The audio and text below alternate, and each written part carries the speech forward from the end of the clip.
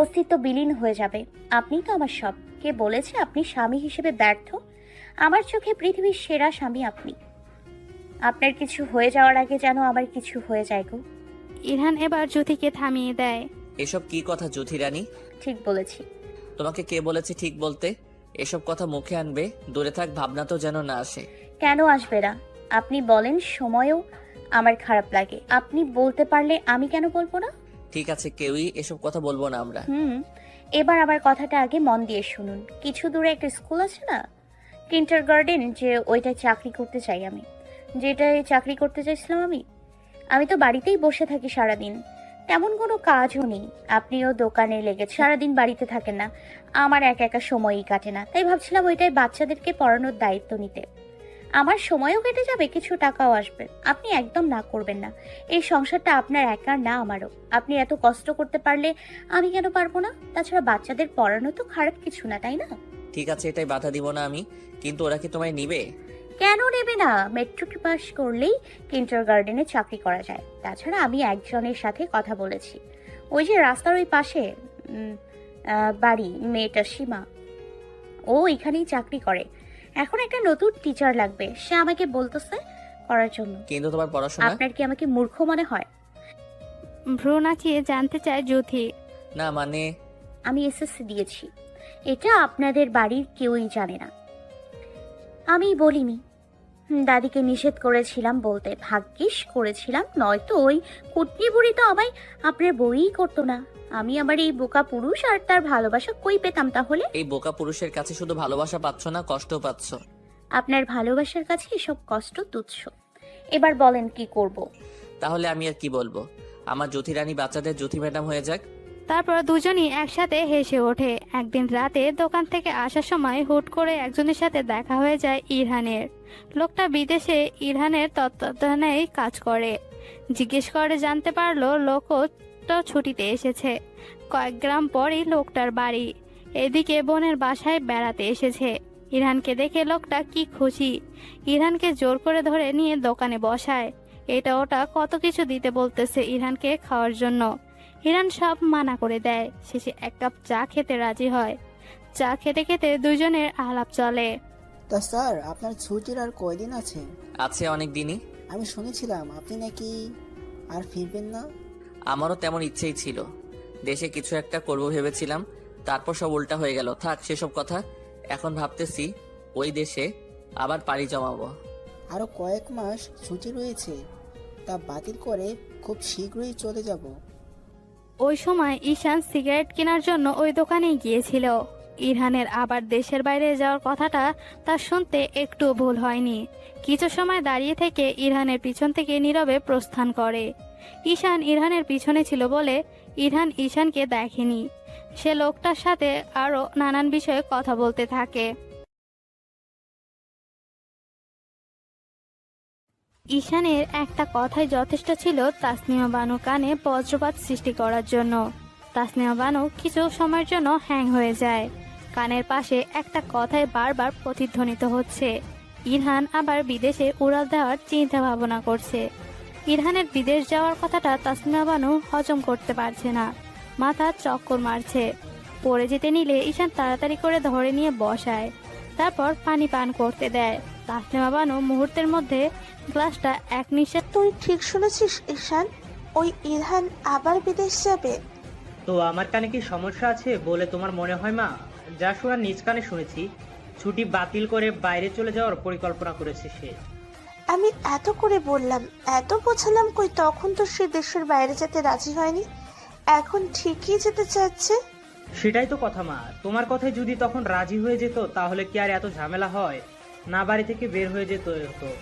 সেই তো এখন ঠিকই যেতে রাজি হয়ে গেছে। সব ওই চতুর মেয়েটার জন্য হচ্ছে, বুঝলি ঈশান? ঠিক বলেছো মা, ওই মেয়েটাকে সুযোগ মতো হাতের কাছে পাই, জন্মের শিক্ষা দিয়ে দেব। আমি মানুষ চিনতে ভুল করে ফেলেছি ঈশান। ওই মেয়েটাকে আমি চিনতে পারিনি, মুখোশ পড়েছিল।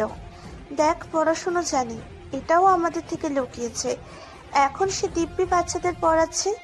ওই মেয়েটার খপ্পরে পড়ে বোকা ইরহান চালাক হয়ে গেছে। ওই মেয়েটার কাছ থেকে এসব কিছুর হিসাব আমি নিব মা। আমার পায়ে ধরিয়ে ছাড়বো ওই মেয়েকে আমি। এসব কথা ছাড়। এখন ওই ইরহানের বিদেশ যাওয়া নিয়ে কি করবি? এটা হতে দেওয়া যাবে না, কিছুতেই না। ইরহান দেশের বাইরে গেলে ওদের সুদিন ফিরে আসবে। তুই ভাবতে পারছিস ঈশান ইরহানের যা বেতন তাতে বেশি দিন লাগবে না ওদের ঘুরে দাঁড়াতে। যে কোনো মূল্যে এটা হতে দেওয়া যাবে না। এতদিন যখন আমার কথাতে যায়নি তখন আর যেতে দেওয়া যাবে না। তুই কিন্তু কিছু একটা কর ঈশান, ওর বিদেশে যাওয়া আটকা, যেন যেতে না পারে। ওর এই অভাবের সংসার দেখে আমার তৃপ্তি হয়। আমার কথা শোনেনি, তাই এখন ওর দুরবস্থা দেখে কি যে ভালো লাগে। এখন ইরহানকে কিছুতেই আমি বিদেশ যেতে দিব না। ঈশান, তুই আর ইমান মিলে কিছু একটা কর, ইরহান যেন যেতে না পারে। কি করব মা, মাথায় তো কিছু ঢুকছে না। কি করলে ইরহানের বিদেশে যাওয়া আটকাতে পারবে? যা ইচ্ছা কর, কিন্তু কোনোভাবেই যেন যেতে না পারে। বিদেশি টাকা যখন আমি ভোগ করতে পারিনি, ওকেও আর ভোগ করতে দিব না। এখনই তো আর চলে যাচ্ছে না মা, কয়েক ঘন্টা সময় দাও, ভেবে দেখছি কি করা যায়। ভাব, মাথাটা কাজে লাগা। দরকার পড়লে ওর পাসপোর্ট গায়েব কর। টিকিট কাটার জন্য যে টাকা জমাবে তা ছিনিয়ে নে কৌশলে। এসব না পারলে হাত পা ভেঙে দে। এইটা করলে এই জীবনে বিদেশ কেন, হাঁটতেই পারবে না, ভিক্ষা করে খেতে হবে। থালায় প্রথম পয়সাটা না হয় আমিই দিব, আর ওই পয়সাটা ওর রোজগারেই হবে। কথাগুলো বলে তাসলিমা বানু উচ্চস্বরে খিলখিল করে হেসে ওঠে। ঈশান তার মায়ের উফ মা, আমার কানের পোকা সব নড়িয়ে দিয়েছে। এমন ভয়ঙ্কর ভাবে আর কেউ হাসে? মুখে কিছুই বলল না, নয়তো ঝাড়ু দিয়ে দিবে। ইরহান রাতে বাড়িতে এসে জ্যোতির সাথে বিদেশ যাওয়া নিয়ে কথাটা বলতে চেয়েও কোনোভাবে পারছে না। এসে থেকে উসখুস করছে, কিন্তু মুখ দিয়ে বের হচ্ছে না। বলতে গিয়ে জ্যোতির মুখটা দেখলে কলিজা মোচড় দিয়ে ওঠে। এই মেয়েটাকে ছেড়ে চলে যেতে হবে। থাকবে কি করে ইরহান বুঝতে পারে না। তাও কিছু করার নেই, বিদেশে ইরহানকে যেতেই হবে, তাছাড়া আর কোনো উপায় নেই। ইরহান তেমন পড়াশোনাও জানে না যে ছোটখাটো একটা চাকরি এখন করলে পরে ভাগ্যের জোরে মেধা দিয়ে ঠিক চাকরি পেয়ে যাবে। ইরহানের ভাবনা না তো, এসে থেকে দেখছি উসখুস করছেন, কিছু বলবেন? এই বোকা পুরুষ, আপনার শরীর ঠিক আছে?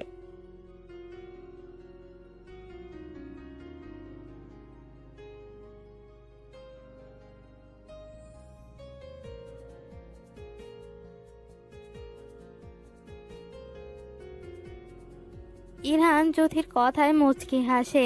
মেয়েটা একটু নীরবতা দেখেই টেনশনে পড়ে যায়। জ্যোতিকে টেনে এনে নিজের পাশে বসায় ইরহান। তারপর হাত দুটি নিজের হাতের মধ্যে নিয়ে চুমু এঁকে দেয়। তারপর বলে, আমার কিছু হয়নি জ্যোতি রানী, আসলে একটা কথা বলার ছিল, কিভাবে বলবো বুঝতে পারছি না। কি বলবেন বোকা পুরুষ, বলে ফেলেন তো দেখি। এভাবে আর কতদিন চলবে জ্যোতি? আমাদেরও একটা সুন্দর ভবিষ্যৎ গড়তে হবে। এভাবে বড়জোর 2-1 মাস চলা যায়, এর বেশি না। তারপর এক নিঃশ্বাসে বলে ফেলে, তাই আমি সিদ্ধান্ত নিয়েছি ছুটি বাতিল করে খুব শীঘ্রই চলে যাব। জ্যোতি এখনো নিশ্চুপ, এক দৃষ্টিতে ইরহানের মুখের দিকে তাকিয়ে রয়। ইরহান জ্যোতির মুখটা 2 হাতে আগলে ধরে। কি হলো জ্যোতি, চুপ করে আছো কেন? ইরহানের কথায় জ্যোতির হুঁশ ফিরে এদিক ওদিক তাকিয়ে বলে, এসব নিয়ে পরে কথা বলছি, আমার এখন খুব ঘুম পেয়েছে। ইরহানকে আর কিছু বলতে দেওয়ার সুযোগ না দিয়ে কাঁথা মুড়ি দিয়ে উল্টো দিকে ফিরে শুয়ে পড়ে জ্যোতি। ইরহান জ্যোতির দিকে তাকিয়ে একটা দীর্ঘশ্বাস ছাড়ে। সে জানে জ্যোতির ভিতর কি চলছে। একই কষ্ট যে তারও হচ্ছে, কিন্তু কিছুই করার নেই। যত কষ্ট হোক না কেন এটা করতেই হবে। ভবিষ্যৎ সুন্দর করার জন্য বর্তমানে কষ্ট পেতেই হবে। ইরহান জানে জ্যোতি এখন মন খারাপ করে থাকলেও পরে ঠিক রাজি হয়ে যাবে। তাই আর কথা না বাড়িয়ে নিজেও শুয়ে পড়ে জ্যোতির পাশে। এদিকে ওরা জানতেও পারলো না ওদের ঘিরে কত বড় ষড়যন্ত্র চলছে। প্রতি সপ্তাহে শনিবার ইরহানের ছুটির দিন। ওই দিন দোকানপাট সব বন্ধ থাকে, তাই আজ শনিবার ইরহানের ছুটির দিন।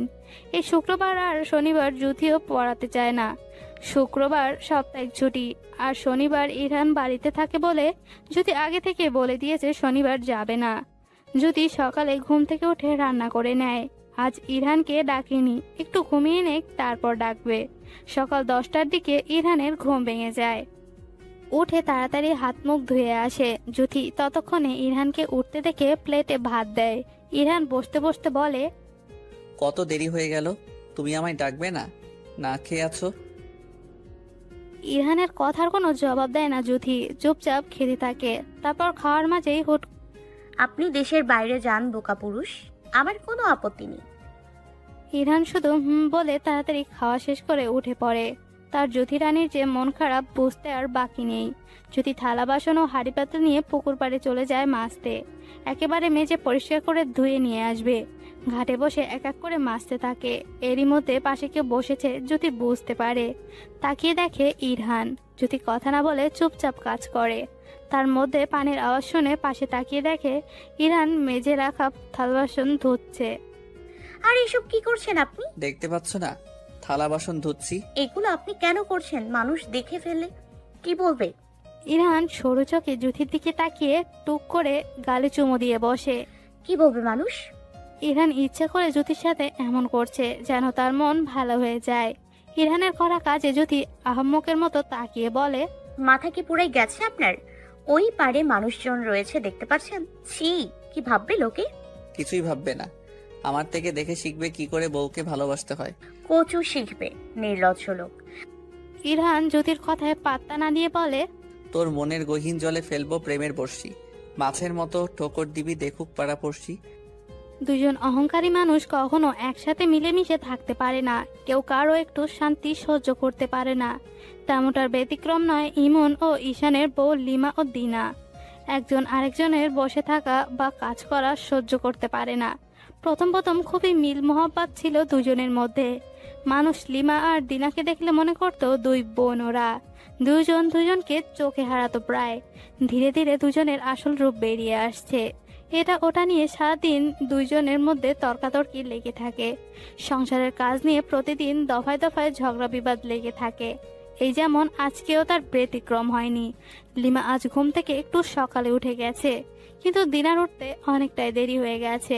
দিনা ঘুম থেকে উঠেনি দেখে লিমা সকাল সকাল ঘুম থেকে উঠেও একটা কাজ করেনি, এদিক সেদিক ঘুরে বেড়াচ্ছে। ওইদিকে যে সকালে খাওয়ার সময় চলে যাচ্ছে সেটা দেখার প্রয়োজন মনে করছে না। লিমার কথা হলো সে কেন একা একা সব কাজ করবে? সংসারটা তো তার একা না। সে এদিকে গরুর মতো খাটবে আর দিনা ঘুম থেকে উঠে খাবে, সে এটা কখনোই হতে দিবে না। সংসারটা দুজনের, তাই দুইজনই সমান সমান কাজ করবে। তাসলিমা বানু ঘুম থেকে উঠে এসে দেখে বসার ঘরে লিমা মনের সুখে গুনগুন করে গান গাইছে আর নখ কাটছে। তাসলিমা বানু লিমার দিকে সরু চোখে তাকিয়ে থাকে কিছু সময়। লিমার এদিকে হুঁশ নেই যে তার কাজে ব্যস্ত। লিমাকে কিছু বলতে গিয়েও থেমে যায় তাসলিমা বানু। সকাল সকাল ঝামেলা চাচ্ছে না। পেটে প্রচুর খিদে, তাই চুপচাপ রান্নাঘরের দিকে চলে যায়। রান্নাঘরে গিয়ে দেখে এখনো পর্যন্ত রান্না হবে দূরে থাক, চুলায় আগুনও জ্বলেনি। তাসলিমা বানু রান্নাঘর থেকে রাগে ফুঁসতে ফুঁসতে বেরিয়ে আসে। লিমা এখনো গুনগুন করছে। তাসলিমা বানু যে পাশে এসে দাঁড়িয়ে আছে দেখেনি। লিমার কাণ্ড দেখে আগুনে ঘি ঢালার মতো অবস্থা হয়। তাসলিমা বানু কিছু না বলে টেবিলের উপর রাখা স্টিলের গ্লাস ঠাস করে ফেলে দেয়।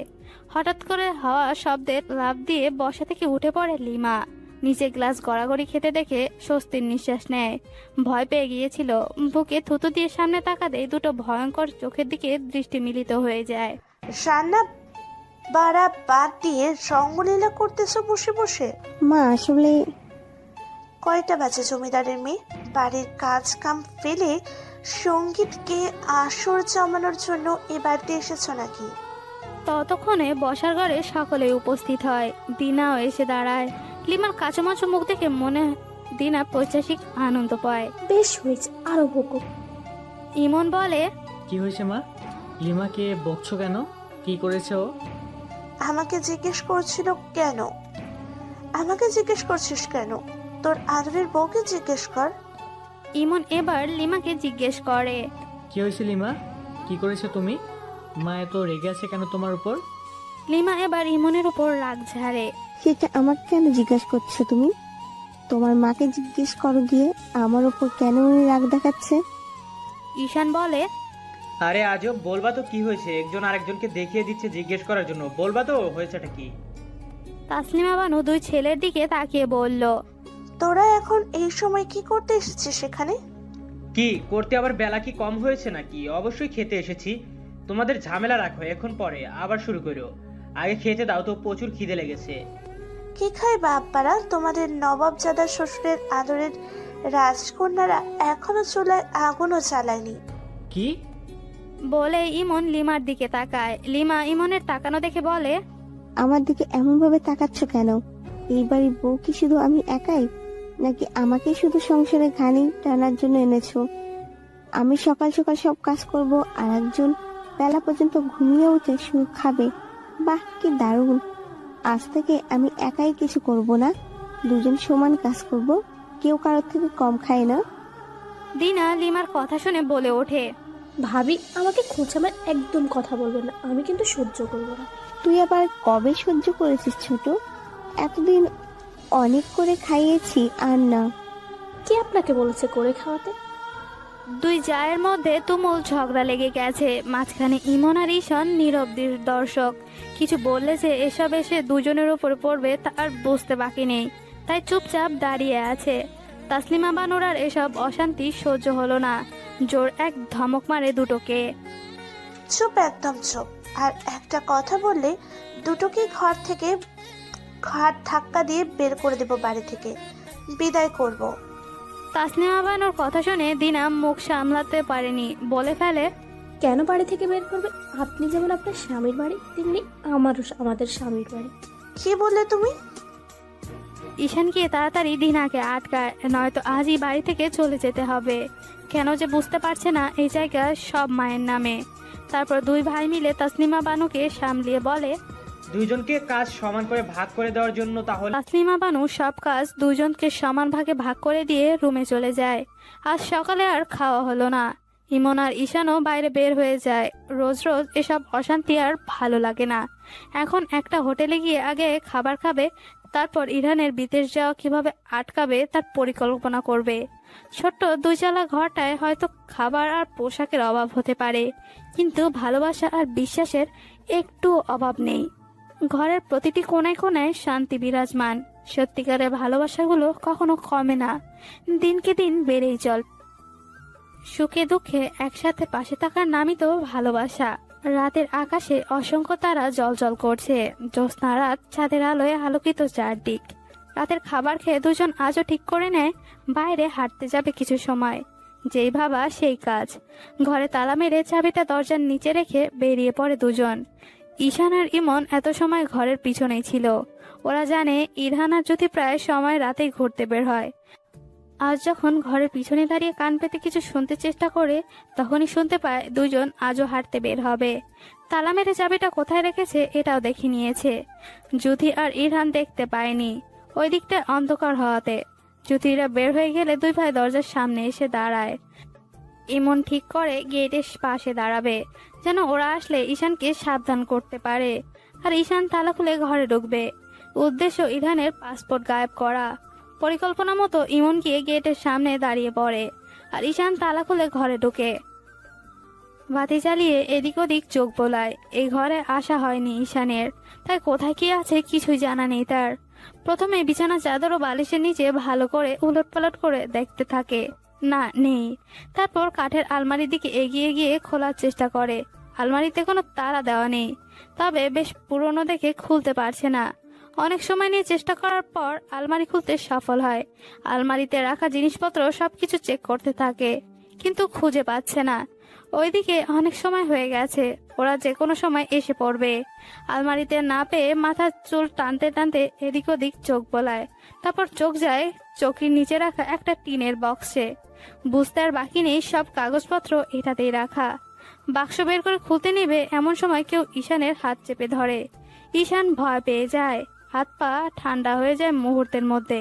তারপর উপর দিকে তাকিয়ে দেখে ইমন। স্বস্তির শ্বাস ছাড়ে ঈশান। তাড়াতাড়ি বের হ, ওরা গেটের কাছে চলে এসেছে। কি বলছো? কাগজপত্র এখনো নিতে পারিনি, এটাতেই আছে।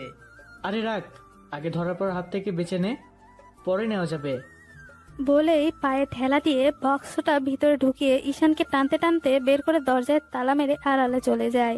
জ্যোতিরাজ কেন যেন বাইরে থাকতে ভালো লাগছিল না, মনটা উসখুস করছিল। তাই ইরহানকে বলে তাড়াতাড়ি এসে পড়ে। ঘরের সামনে এসে তালা খুলে ঘরে ঢোকে। এদিক ওদিক চোখ বোলায় জ্যোতি। তারপর কি যেন ভাবতে থাকে। জ্যোতি চারিদিকে চোখ বুলিয়ে চুপচাপ দাঁড়িয়ে আছে। ইরহান জ্যোতির দিকে কিছু সময় তাকিয়ে রয়। সেই দিকেও জ্যোতির কোনো খেয়াল নেই। জ্যোতিকে এভাবে হ্যালো বন্ধুরা, পরবর্তী পার্ট খুব তাড়াতাড়ি আসবে, তো সবাই অপেক্ষায় থাকো। আর চ্যানেলটি যারা এখনো সাবস্ক্রাইব করোনি তারা পরবর্তী পার্ট দেখার জন্য চ্যানেলটি সাবস্ক্রাইব করে রেখো। ধন্যবাদ সবাইকে, আমাদের সাথেই থেকো।